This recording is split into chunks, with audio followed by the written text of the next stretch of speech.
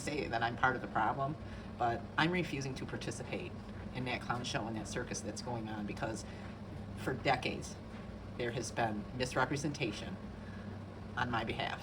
And I don't have to support it. It's not a law. I don't have to vote. And you can say, oh, that's all your fault. Everything's gone wrong. You can't complain if you don't vote. Bullshit. I can complain about anything I want. Even if I don't vote, I can still complain about politics. I can still kind of participate in some of that information flow. It's all freedom, baby. But this here is just more symbolism, okay? I already posted up a pic on my community page showing Trump's plane arriving with the airplane staircase there with the triple threes, right?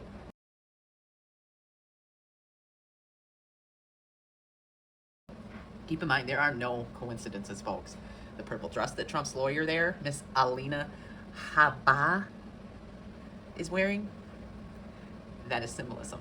And the time that she walks up to the camera, guess what time it was, folks, when she decides to come on out and meet with these folks for this press conference. Yeah, guess the time. Yeah, 3:33 p.m. Miss Alina Habba, okay, which I'm pretty sure has the double B's. I'm going to fast forward it just a little bit till her name is up there on the screen and show you. There it is. And there's the more symbolism. The double B with the double A on either side. So, no coincidences, folks.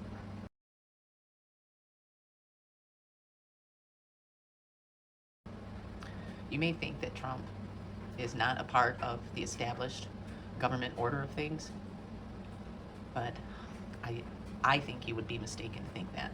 I do believe that he is part of the bigger plan, and he's just like the grand master of puppetry. And I don't know, folks. If you want to believe in Trump, then you're free to. Go ahead and participate with all of this political stuff. But this right here, I have seen multiple instances of heavy symbolism associated with Trump, and I cannot ignore it. I have to point it out. So, anyway, yeah, enjoy your politics. It's just too funny for me. I just can't. I can't help myself.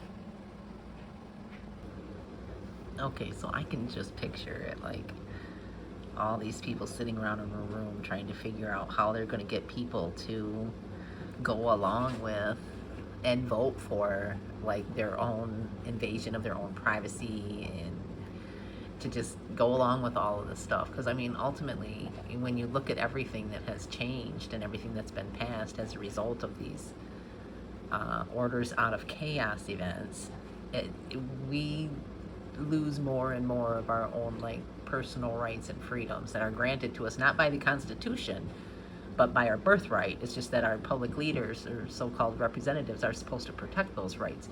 The Constitution isn't what grants it to us, okay? The Constitution is supposed to just kind of guarantee that those public leaders are going to always protect all those rights. Well, obviously they failed miserably, but here's the thing. I can totally picture all of these really rich people like sitting around in this room plotting and planning their next big agenda and how they're going to perpetrate it and get people to go along with it, and like, and they're all like, oh, we've tried this, we've tried that, and they're just not going for it. They're just not falling for it. What do we do?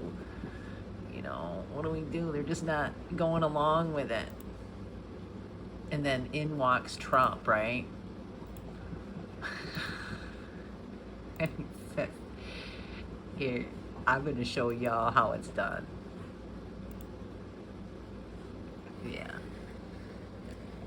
It's all part of the plan, folks. Patriot Pacification Program 101. I guess, you know, what else do we got to do in this world other than play along with these pull parts? I'm playing the skeptic mainly. But, you know, sometimes I could be the jester. I could be a drama queen for sure. I definitely can do the whole Karen act. And I guess you could say maybe crisis acting sometimes, once in a while. I mean, we're all participating in this whole thing. We're all actors on the whole world stage. But as far as Trump is concerned, he's a character.